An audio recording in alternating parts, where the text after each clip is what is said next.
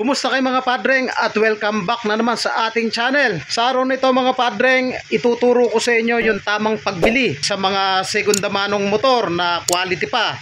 Ang mga dapat natin i-check bago tayo mamili ng motor. Unang-una yung kanyang ORCR, yan ang number 1. Ang pangalawa naman syempre dapat good running condition. May dinala rito Euro 150. Pinakondisyon ni boss, yan si boss. Nagpapalit siya ng light, mga placer.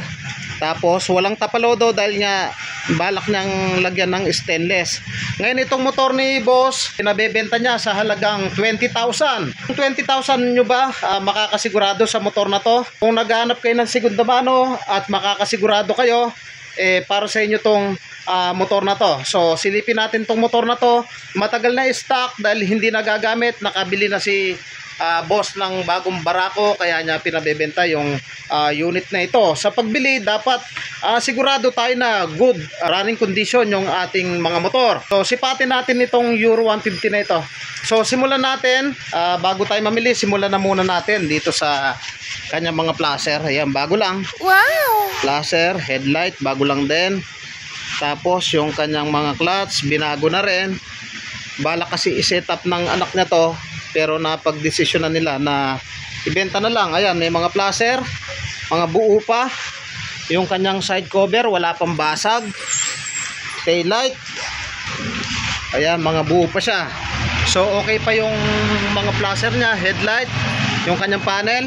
So i-check natin kung may busina. I-on natin yung susi. Okay, try natin busina. So ibig sabihin may busina, okay yung kanyang battery. Isunod natin yung kanyang placer. Ayan, may placer sa kanan. Ayan ah. Ayan, may placer din sa kanan. Oh, ganun din dito. Dito sa kabila, possible na pundido lang ito.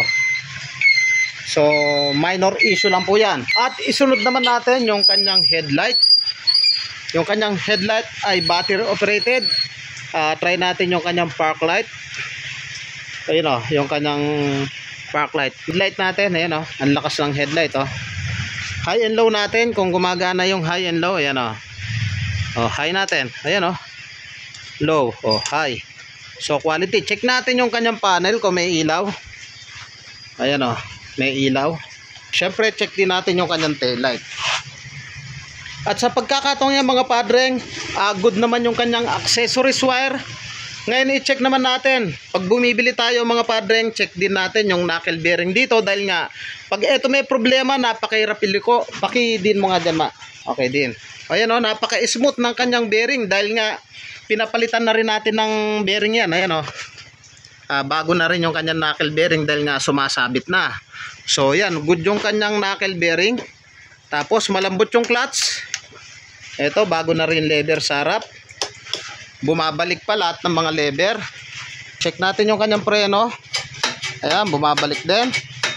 So hindi yan ang pinaka-target natin yan mga padreng. Napaka-importante na pag namili tayo, yung as is, wala na tayong gagastusin. Check natin yung kanyang gulong. Ano, napakakapal. Siguro nasa ano tao, nasa 90% yung kapal pa niya. Ganun din dito sa kanyang likuran. Ayan o, 100, sige, 98%. So ibig sabihin, wala pa tayong dapat palitan. Yung kanyang carburetor mga padreng, original pa siya. Ganun din dito sa kanyang spark plug cap. Ngayon, ang ituturo ko sa inyo, wag natin tingnan yung panlabas dahil ito, kumpleto yung panlabas niya at quality. I-check natin dito number 1 kung umuusok yung tambutso, pangit yung andar. Yan ang dapat kilatisin natin na kasi pag yung makina ay nagka-problema, automatic yan. Binili natin ng 20, tapos marami palang papalitan sa laman loob. Kasi yung panlabas, napakadali lang palitan yan eh. Try natin paanda rin na stock ito ng 1 buwan. Try muna natin busina. Okay, start natin. Kick natin. Oy, one click oh. Tingnan nyo yung andar oh, napakakinis. Walang lagitik. Namatay lang dahil nga stock nga. Napakaganda ng andar. Try natin revolution. Walang usok oh mga padre.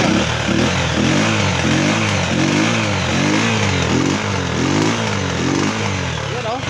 Walang kausok-usok. Kaya kung hanap mo yung murang motor na pampasada o sasabitan ng kolong-kolong sa murang halaga sa 20,000, papag-usapan naman yan. Ngayon, ang sinasabi ni tatay, ang issue lang nito, yung kanyang ORCR, Xerox na lang dahil nga yung original na CR, nawala na. Yung meron siyang binentang barako, ganun din yung issue, nabili niya yon pero pwede naman palang magpa-duplicate. Pero ang importante kasi dyan, may ORCR, at pwede nating i-renew yon. So ulitin ko lang, good yung mga panlabas, flasher, headlight, susian, okay lahat, busina, yung gulong, check natin yung kanyang sprocket, o yung kadena, good pa o bago lang yung kadena, hindi lutang tinutulak ko, hindi lutang, yung sprocket, makapal pa. So talagang sasakyan na lang talaga. Ngayon ang hindi ko pa alam, dahil nga yung ORCR nito kung rehistrado na yan ang ating aalamin, kaya mag-comment kayo sa comment section at aalamin natin yan. So yan, napakaganda walang katagas-tagas yung makina, walang mga tagas so napakaingat ng may-ari nito. Yung tapalodo, may tapalodo to. So tingnan yung harap ayan nag-moist na lang sa lamig ng panahon ang ganda so mag-message na lang kayo rito kung hanap nyo yung ganitong klase ng motor. Yung mga shock wala pa mga tagas so na-stock lang. So mga padreng, kung naghahanap kayo, mag-message lang kayo. I-appear ko dito sa video natin yung ating contact number para usap tayo. Thank you po sa inyo, God bless at mabuhay po kayo.